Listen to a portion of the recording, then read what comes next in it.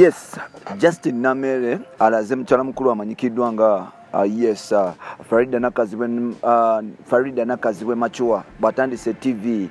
Masaka bagita TMTV ku myaka 3 muguma asobodo kuba nti akola ebyenjawulo, asobodo kuba nti content one of the best content provider yakolanga wali life stories ku NTV navao nagenda ku Bukedde najiwa content, nagenda ku UBS najiwa content, nagenda ku Soul TV natandika je bayita tulambule ku BBS Fina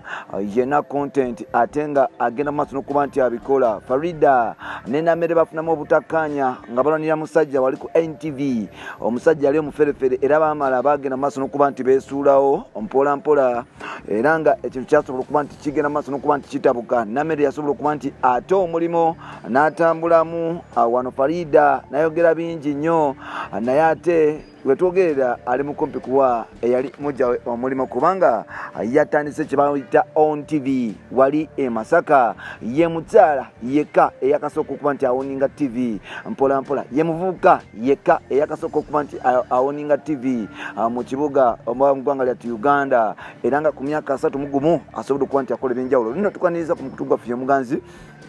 ogumanyikiddwa nga Uganda Mukamoli amanya nedobozi bamutantambi Jimso namanu Chiboya Maxudi Junior webakwanti otamula naffe okutusaamu ekitiibwa n'okuba nti oboolyawo otuwa omukisa okuba nti tukuweereza ebifa e Uganda. Highlights olunaku lwa leero, what should I say? Nalabiko King Michael neziza bafana nga bevumavumamu. Yes, bevumidde ddala nga oli agamba tasobola kuyimba dancehall, oli agamba ayimba dancehall, oli agamba mukulembeza musinga wa Kabire legendary, ate oli agamba nti tolina byongamba bafana lutalo lukyagenda maaso. King Michael yagambye bafana nti ebintu byekyana ekiteebyo nabivaamu, so n'olwekyo olina kuba nti weekakasa Katonda waraga naye n'amugamba nti gwe tolina kyogamba agenda mu maaso n'okuba nti okola ebintu ebyenjawulo. Ate nga ne mu malala ge tufuna mukyala mukulu amanyikiddwa nga Irene Italy yagambye nti abakyala abavubuka be Uganda tebamanyi kukwana era nga nayo ensonga tugenda kuba nti tugikutusaako era nga ne Farida yasobola okuba nti alaga bawala be nga bwe bakuze oluvannyuma lw'okuba nti obaolyawo omukwano gwamanyikiddwa oba yali mujjawe amanyikiddwa nga Justin Namere oluvannyuma lw'okuba nti ye yalaze nti akoze TV gyetugenda okuba nti tukutusaako right about now osobola okuba nti obifuna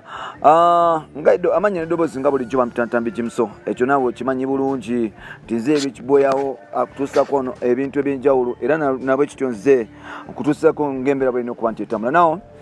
Mukyala mukulu amanyikiddwa nga Farida Nakazibwe yasobola okuba nti oboolyawo agenda mu maaso n'okuba nti akyusa embeera, agenda mu maaso n'okuba nti ebintu byagenda mu maaso n'okuba nti abitambuza nga birina okuba nti bibeera.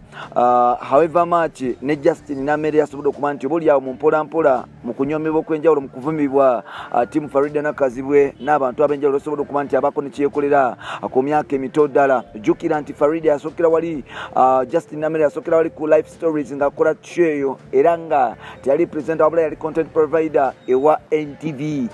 Yes, wa NTV Uganda, NTV television wabula yasobola kubanga asoma n'amawulire mpola mpola era nga wano space eno okujingira yaleta obuzibu kubanga bagenda maaso n'okuba nti bevuga speed ne mukyala mukulu amanyikiddwa nga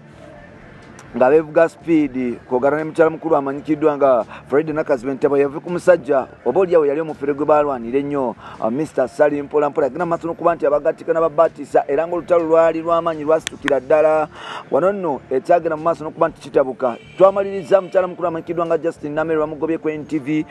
oba ng'asudde omulimu ku NTV n'atandikawo omulimu gw'omulala oluvannyuma lw'okuba nti oboolyawo Farida Nakazibwe yasobola okuba nti agenda maaso n'okuba nti akubibwa embaga. Wano nno Farida Nakazibwe agenda maaso n'okuba nti alaga nti oba ye ali above the ordinary n'alagako nti ali mature step than Justin Namere era nga omukwano gwagenda maaso n'okuba nti oboolyawo bagwongezaayo wabula bamaliriza nga omufere naye amusuddewo ngazze ku street. Jjukira yali atandise okudetinga Justin omusajja omufere mpola mpola omufere yamusuulawo n'amuleka mu bbanga. Farida nadda ku street mpola mpola addemu obupya biyiiye mu kubiyiiya kyagaana yasibirwa Bruno K mpola mpola era nga babadde bakola music promotion nga aliwo prize era nga Bruno K abadde alina watuuseko mpola mpola mu kuba nti system agenda maaso n'okuba nti agipambuza nawo mukuba nti yapushinga music oli agenda maaso n'okuba nti apushinga gye bayita media career ne life career yasobola okuba nti akola ebintu ebyenjawulo okusobozesa ssente era nga yataddewo TV ye TV yakasooka mu Greater Masaka ye TV yakasooka okuba nti ewoningibwa mukyala mu Uganda, ye TV yakasooka okuba nti ya mukyala mu Uganda era nga ye TV yakasooka okuba nti oba oliawo yes abe Masaka bagenda kuba nti bajewuliramu. Avudde n'agamba nti jangu nkuwa omulimu Farida nanti wanjogerera nga n'ogamba nti biki ne media consultant oba TV consultant amanyikiddwa nga Joel Isabire ngono yali ba wa Rebecca Jingo Rita Kagona abasigaddewo yavuddeyo n'agamba yes n'agamba nti Farida n'amere y'omu ku bakyala abakyasinze okubeera focused and determined. So n'olwekyo kino abadde akisuubira okuba nti oba oliawo kihappeninga end time era nga yamwagaliza buwanguzi mpolampola. Bampita Rich Boya Maksudi Junior nzikiriza nsobole okuba nti nkomya wano nnaku lwa leero nsobole ate okuleetera ebirala nga bwe tugenda okuba tutambula mpolampola webala kuba nti otwagala n'okutukkirizaamu n'okutufuula banamba emu. Yenze Rich Boyawo Ntambi Jimsowo. You can follow me on Facebook nkosa Ntambi Jimsowo, Twitter Jimsowo 16 kokata ne social media platform endala osobola okuba nti otugoberera ne tusobola okuba nti tugenda maaso n'okuba nti tutambula mpolampola. Bye bye for now.